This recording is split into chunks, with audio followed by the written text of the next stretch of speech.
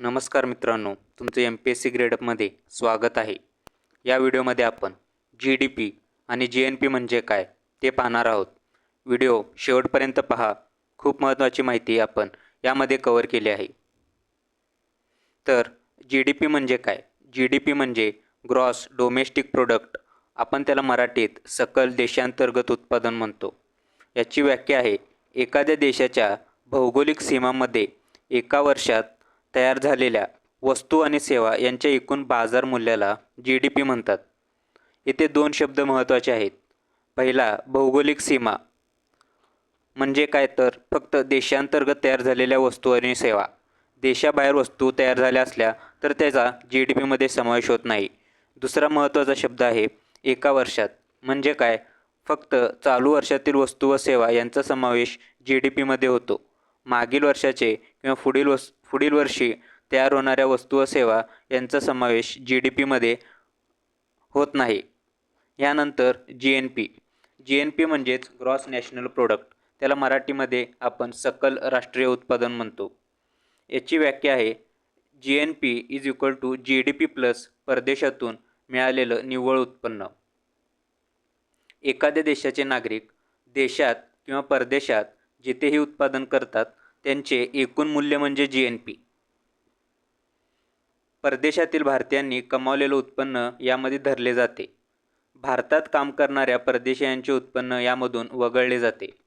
उदाहरणार्थ, जर एका भारतीयाने अमेरिकेत काम करून 10 लाख रुपये भारतात पाठवले तर ते GNP मध्ये धरले जाते.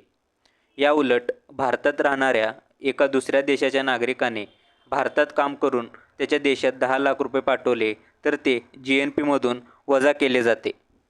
GNP आणि GDP मध्ये फरक काय? तर GNP मध्ये परदेशातून मिळालेलं निव्वळ उत्पन्न याचा समावेश होतो.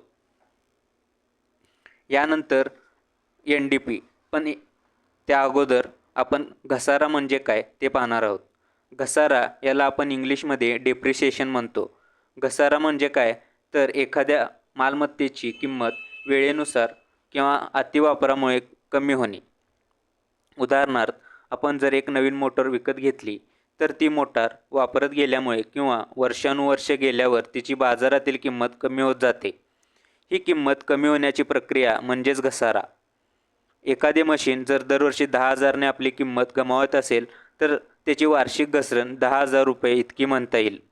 तर डेप्रिसिएशन म्हणजे प्रत्येक वर्षी वस्तूची कमी होणारी किंमत. आता NDP म्हणजेच नेट डोमेस्टिक प्रोडक्ट. त्याला मराठीत निव्वळ देशांतर्गत उत्पादन म्हणतात. याचा फॉर्म्युला आहे NDP is equal to GDP minus depreciation किंवा घसारा.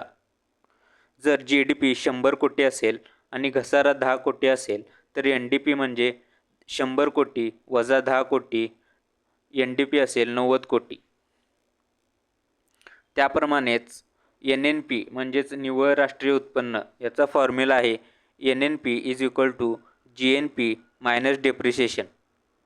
उदाहरणार्थ, जर GNP 150 कोटी आणि घसारा 20 कोटी असेल तर NNP 150 वजा 20 म्हणजेच 130 कोटी असेल.